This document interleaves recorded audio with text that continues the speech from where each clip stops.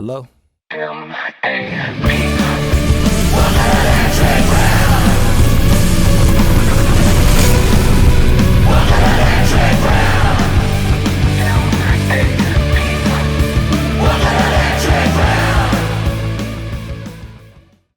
with Susan Sistrunk with the Electric Ground podcast. We're putting this out, Map Digital Magazine. We're trying to highlight her and her whole art adventure, her whole business journey, and seeing exactly where you're trying to go. How did you get started? When I was about 4 or 5 years old, I went into an art museum in San Francisco, and I saw the dark wood paneling, and I thought, there's an entire building made for art. Awesome.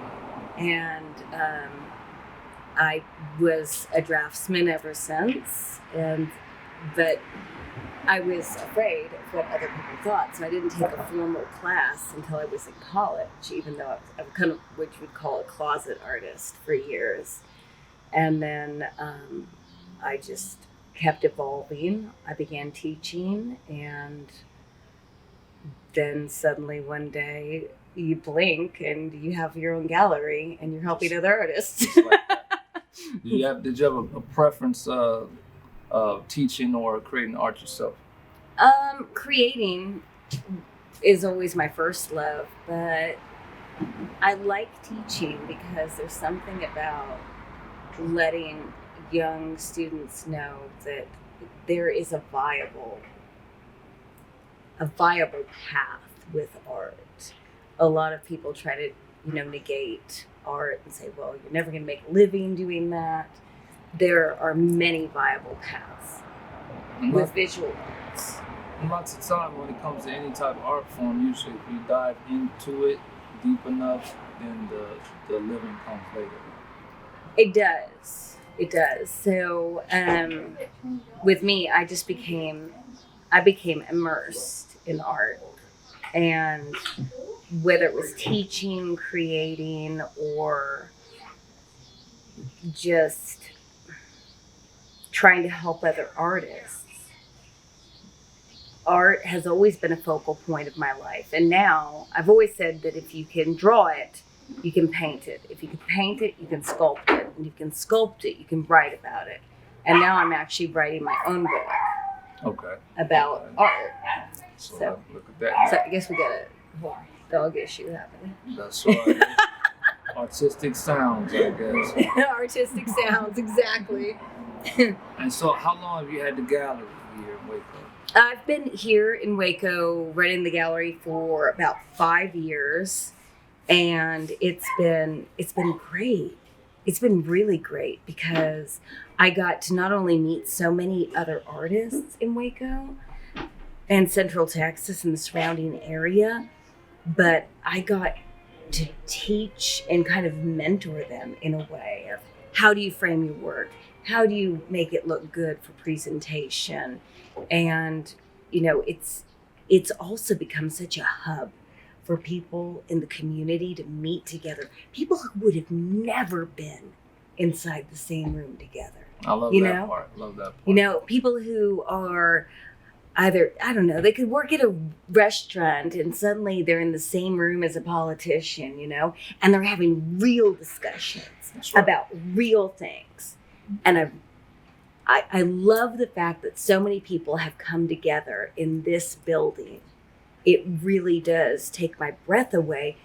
That is probably the most important thing I have accomplished in the last 5 years, is to have so many people from so many different walks of life in one building, in one space, and they all get to have real conversations. And they leave their judgment at the door. All they need to do is drink a glass of sangria. That's it. And look at some art. That's all it takes to get their edge off. And then the some groundbreaking, and for them to be able to collaborate, like you say, and they're not in the same space. Right. But they all share the same mutual appreciation for the art, right? They do. And they don't have things in common until they realize they do. people looking at a piece of art. What does this mean to you? What does this mean to you? And art is so subjective. That's right. They leave all of those biases at the door, and they're just looking at art. That's it. And it just makes the world a bit of a softer place. And it does kind of hurt a little bit, because I know that people are going to miss this place quite a lot. Some people are really going to miss this place. And I will too. Well, one thing that'll help them deal with the departure is you touching on where you're going and what your plans are. I would like to, this is a little selfish. I want to start creating again. Something I did realize was that my own creativity started to take a backseat. Yeah. And I'd like to create a little bit more. I've got some ideas of where I'd like my own work to go towards. And I would also I'd like to create another cultural hub of a variety of artists. Yeah. In the area that I'm working towards in Copper's Cove. I'd like to do that. And I'd like to do some work with veterans, because I'm a Navy brat. My whole family, you can trace my family, their military lineage back to the Revolutionary War. So I'd like to do some work with veterans and see if I can't make a bit of a difference. Well, you'll be able to expand, and I don't know if you've looked at it in this particular way, but being the teacher as well as an artist, in order for you to pour into more people, you need to fill yourself up. Mm-hmm. And you know, and even get an even bigger container, so to speak. Right. So I feel like you're gonna be able to put a big stamp on the community and that expansion. So, and they're gonna, of course, hear more from you and see your work. And you gotta express yourself too. You gotta communicate how you're feeling, right?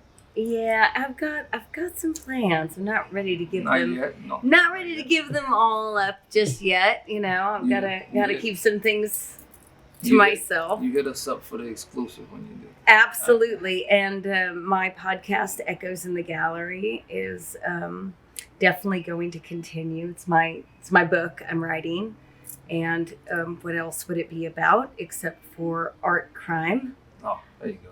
It exists. I'll send you the link. Yes, please. It does exist, and it's a pretty interesting thing, because I deal in an unregulated subject.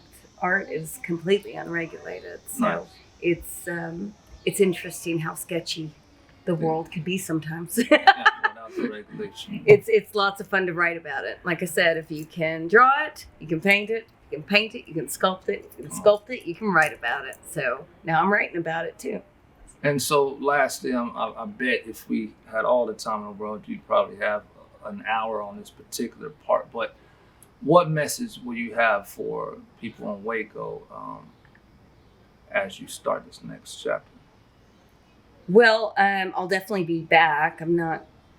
A lot of people seem to think that I'm just like going to disappear off into the sunset and I'm never coming back in a week. But in a different dimension, right? Like somehow I'm just going to float away. But that's not really the truth at all. I will be back, and I have a lot of plans to still work with people in Waco. Waco's been really good to me.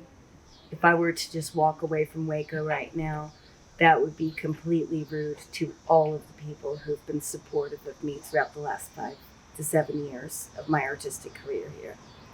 Oh, I see. So, and I'm sure that they knew this already. Hearing it, I'm sure helps out and gets people excited about what's going on, because you're going to continue to have your presence here, but just expand and reach more people. It's just time to challenge myself a little bit more. That's it. Become more of a badass artist. Right? Well, and hopefully within, challenging myself, you can't expect to have other artists challenge themselves unless you're willing to go that extra mile and challenge yourself. Exactly. I got to do the work. I got to keep doing the work. And that's what a leader does, right? You got to be out front doing the same thing you're telling them to do. You got to practice what you preach. Exactly. So, well, I appreciate you coming on the podcast. Thank you for everything that you've done here in Waco already. This is your busyness, your activity, and your influence is really what caused me to even come in your direction. Wouldn't have known you if it wasn't for you doing your thing so well. So, well, thank you. Yeah, I appreciate it. No problem. I really do. Lecture Ground, we're out.